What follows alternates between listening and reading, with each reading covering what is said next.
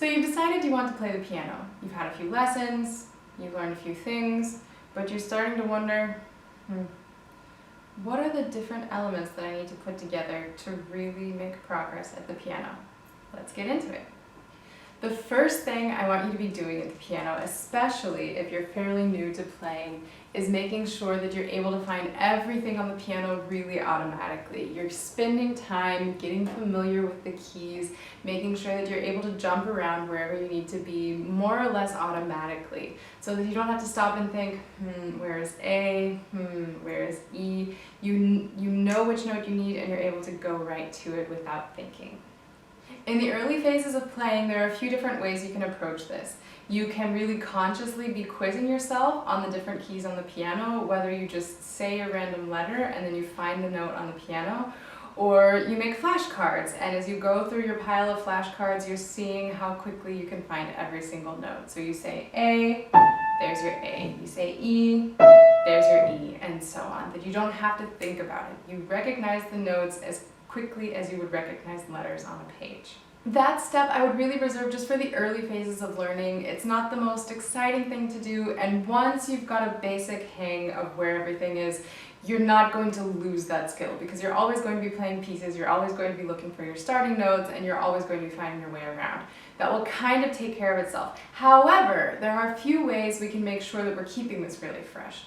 So in the beginning, quizzing yourself is a really good way to make sure that you're getting it automatically and you're getting it quickly, and that you're really mastering the skill. But then, once you've got a grasp on it, you can move on to two other techniques. The first of the two is maybe not the most popular. You can practice your scales and just kind of consciously think about which notes you need for the scale, your starting note, maybe naming the notes as you go through the scale. If that helps you, if you want to do that, that's a really nice way to approach it.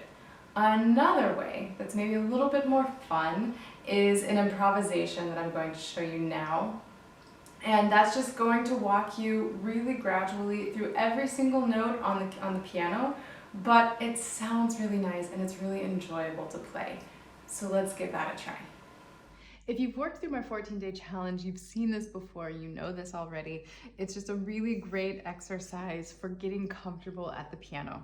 So what I want you to do is we're going to start with a C major chord, C, E, G, and the left hand is going to copy that.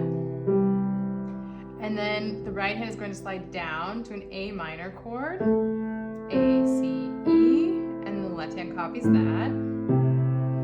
And this is really good at getting you comfortable with all of the keys on the piano, because the thumb, the right hand thumb, always slides over to be right next to the left hand thumb, and that kind of helps you orient yourself around the piano, especially if you're starting out.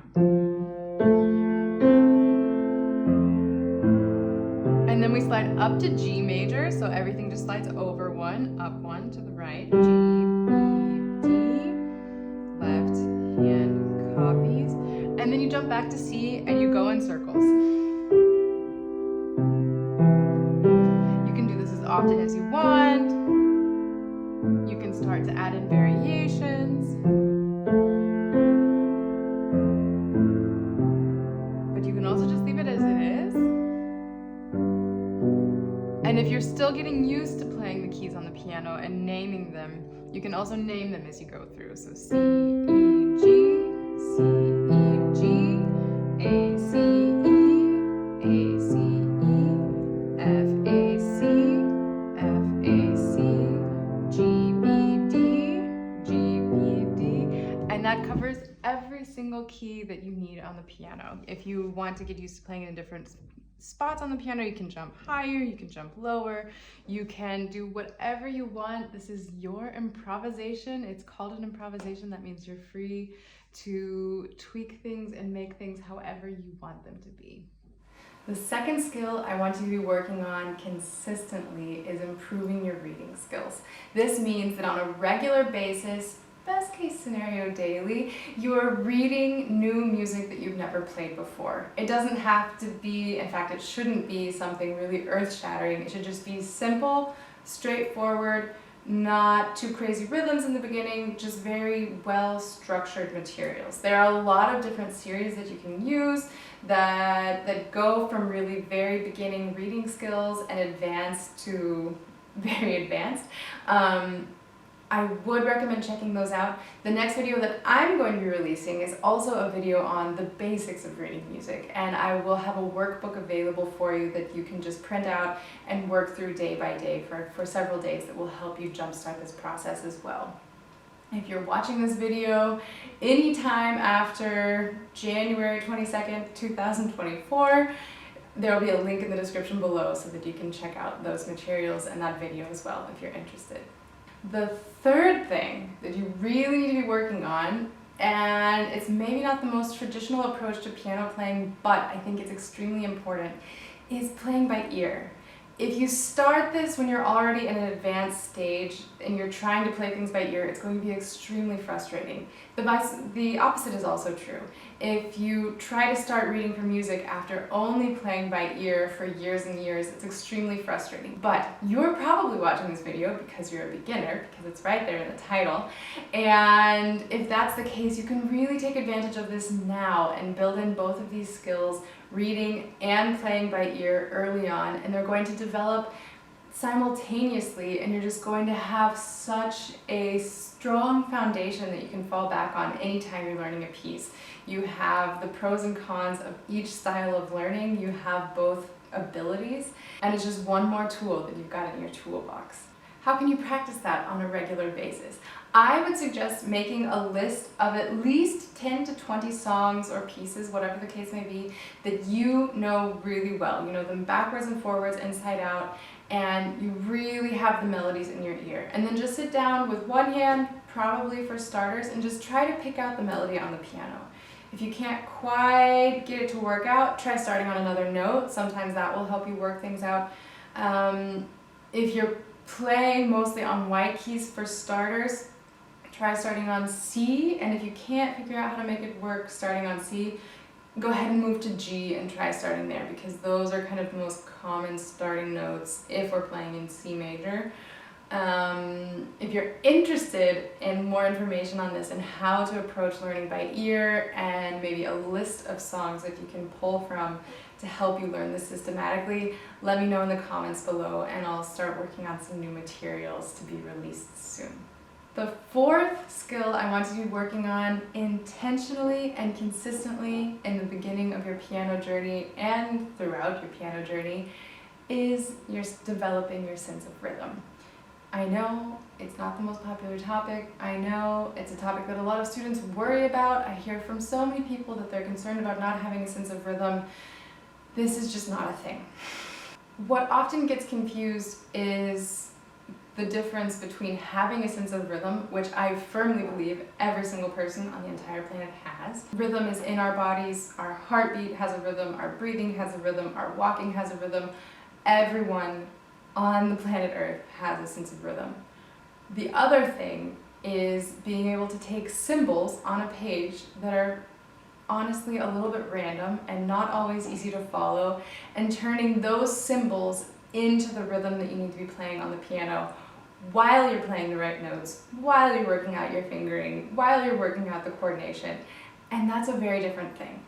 That's what we need to be developing. You have a sense of rhythm, and what you need to do in order to develop the sense of rhythm at the piano and to develop this sense of, okay, I see squiggly things on a page, like my dad would say, and I can turn those into music and into something that exists in the real world. That's a very different skill.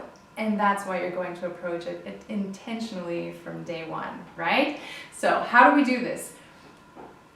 Very similarly to skill 3, playing by ear, I would really like to see you start with music that you know, that you're familiar with, so that you already know what rhythm you're expecting. You already know what rhythm is expected from you when you see these things on the page, and that will help you interpret a little bit better. That will help you turn these random symbols on a piece of paper into something that really carries the rhythm in your playing.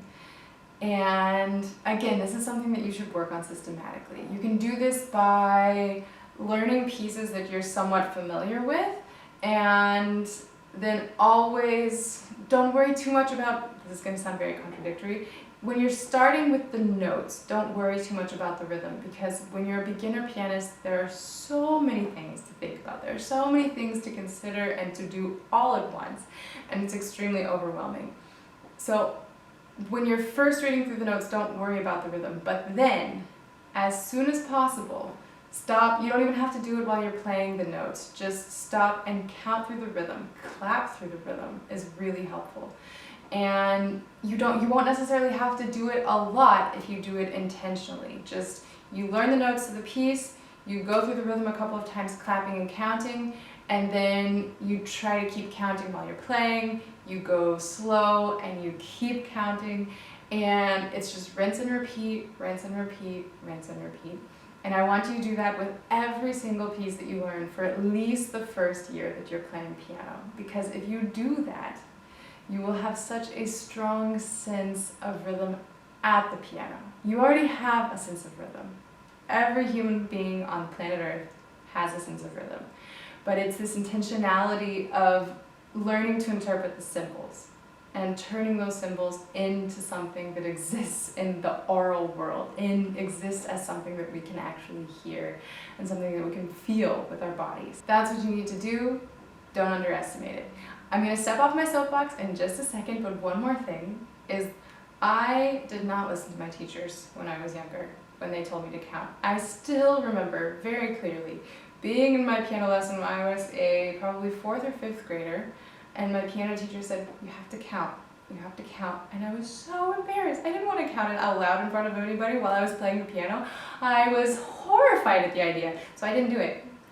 And of course, it came the day that I had to finally just sit down and realize, okay, I'm not getting the rhythms like I want because I'm not counting. And then when I was an 18, 20-year-old in the university, I had to sit down and really consciously count every single note out loud.